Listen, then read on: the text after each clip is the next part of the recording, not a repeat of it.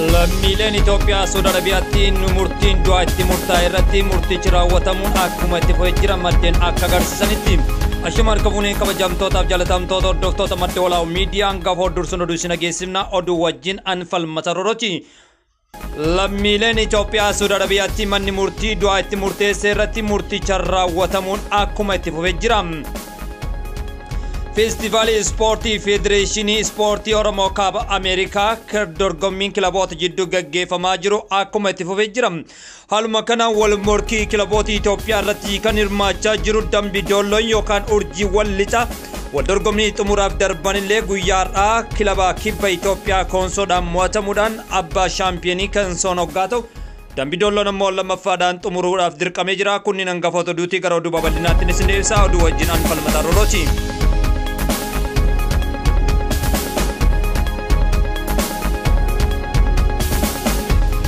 Lammiileen Itoophiyaa Saudi Arabiyaatti manni murtii du'aa itti murtee irratti murtichi raawwatamuun akkuma itti fufeetti jira maddeen gamasee ifoomsanii. Tibbana qofa lammiileen Itoophiyaa 9 murtiin du'aa itti murtaa'u murticha irratti raawwatamuun isaa kallattiidhaan odeessi adda addaa mul'achaa jira. Guyyoota muraasa dura adoolessa 27/2025 lammiileen Itoophiyaa 3 irratti murtiin du'aa kan raawwatame yommuu ta'u kaleessa 3 har'a 3 irratti murtiin du'aa raawwatamu maddeen Saudi Arabiyaa irraa kallattiilee adda addaatiin ifoomsaa jiru. Lammiileen Itoophiyaa 47 ta'an murtii du'aa itti murtaa'e waggootaaf Saudi Arabiyaa Naayijar mana hidhaa Sijinaal Ammii keessatti hiree ofii eeggataa kan turanidha. Lammiileen Itoophiyaa 47 murtiileen du'aa kun itti murtaa'an ergaa bubbulee turee jira. Guyyaadhaa guyyaatti ajjeefamaa kan jiran ta'us maddeen gamasii arganne ifoomsaa jira. Ergasii wal duraa duubaan murtiin du'aa irratti akka raawwatamaa jiru yommuu ta'u 47 keessaa 27 kan ta'an murtichi irratti raawwatame lubbuudhaanis darbanii jiran.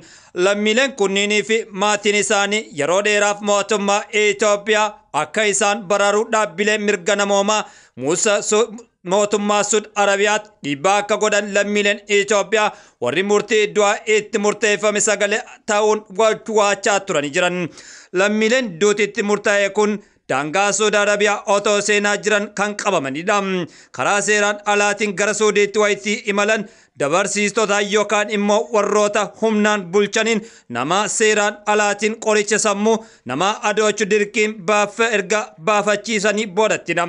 Lammiileen Itoophiyaa gara Saudi Arabiyaatti yeroo imalaa jiran qoricha sammuu adoodu kallattii adda addaatiin namoonni dhimmoota dhuunfaatiif ijoollee kana durqisiisanii akka itti fe'an maddeen ni raggaasa.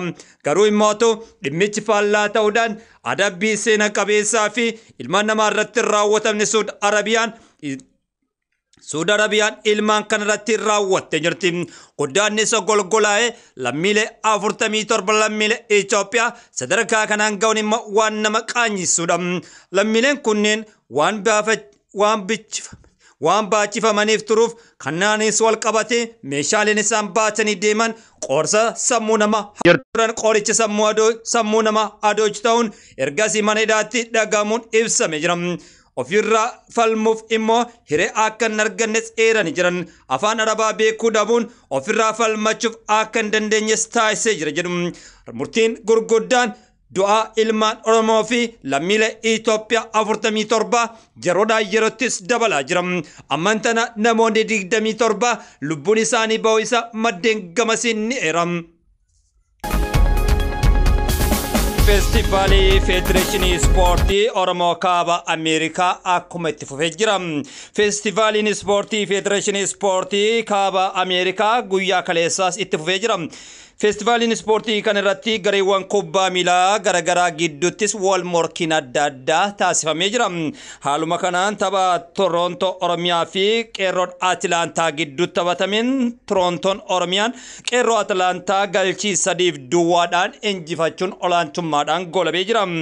Tapha Dirree Dhawaa fi Oromiyaa 11 Star gidduutti taphatameen immoo Dirree Dhawaan Oromiyaa 11 2-1 injifachuudhaan cimmee itti fufee jira. Kilabiin Dirree Dhawaadhaa wal morkilee gammaa geggeessanitti osoo harkan kennin sadarkaa adda addaatiin mo'achuu fi akkasuma qabxii qooddachuudhaan kilaba seenaa guddaa irratti argamu ta'uu isaa maddeen adda addaa mul'isaa jira. Feestivaalii ispoortii kana irratti gareewwan kubbaa miilaa keessaa wal morkii turan keessaa yoo Toronto Oromiyaa gidduutti haaluma kanaan tapha madda walaabuu fi Toronto Oromiyaa gidduu taphatameen Torontoon Oromiyaa madda walaabuu 3-1 injifatee jira. Dirree isaa irratti kan injifatame kilabiin madda walaabuu ga'umsi kaleessa irratti argamu ga'umsa gadhaanaa jechuudhaan deeggartoonni kilabichaas ibsanii jiran. Kilabiin madda walaabuu wal dorgommii Osoffaanaa irratti kilaba seenaa guddaa qabuu fi riikaardii yeroo 3 mo'achuudhaan kilaboota jiran keessaa kilaba sadarkaa tokkoffaa irratti argamu ta'ullee dirree isaa irratti ga'umsi amma mul'isaa jiru kilabiin madda walaabuu waan isaan malu miti jedhu. Tapha dirree dhawaa fi utaawwaayyuu gidduutti taasifameen immootu dirree dhawaan utaawwaayyuu tokkoof duwwaanis injifatee jira wal morkiilee darban keessatti.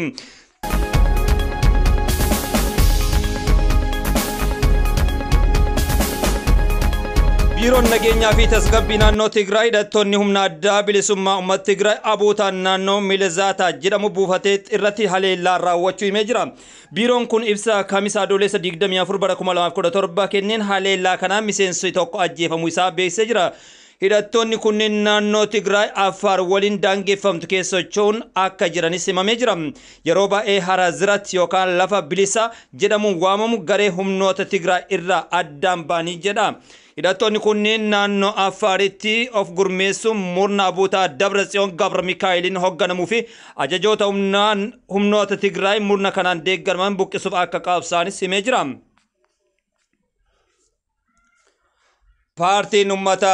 Paartiin ummata Affaar bulchiinsa godinaa fi aanaa haaraa naannoo Sumaaleetiin hundeeffame cimsee akka balaaleffatu ibsee jira.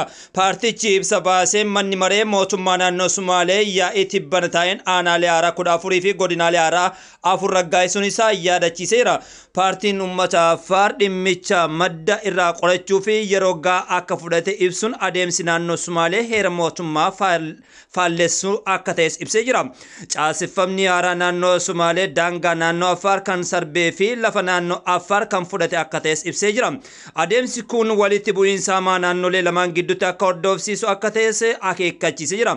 Mootummaan naannoo biyyaalessa Sumaalee tarkaanfii seeraan alaa kana irraa deebi'ee akka ilaalu dhaamsa dabarsina jedhe paartiin ummata Affaar. Mootummaan federaalaa fi qaamoleen nageenyaa hatattamaan gidduu seenuun sirna heera mootummaa kabachiisuu osoo dhimma kun to'annaa ala hin taane waraanni dhiiga dhangalaasuu hin uumamin rakkina furmaata akka kennanis jechuudhaan paartichi gaafatee jira. Waldorgommii kilaboota Itoophiyaa irratti Oromiyaa bakka bu'uudhaan Dambidooloon hirmaachaa turuun isaa waa yaadatamudha. Tapha gulaallii xumuraa guyyaadhaa geggeeffameen kilabiin Dambidooloodhaa kilabii Koonsoo wajjin taphachuudhaan 1-2 mo'atamuudhaan geebarraa lammaffaa ba'ee jira.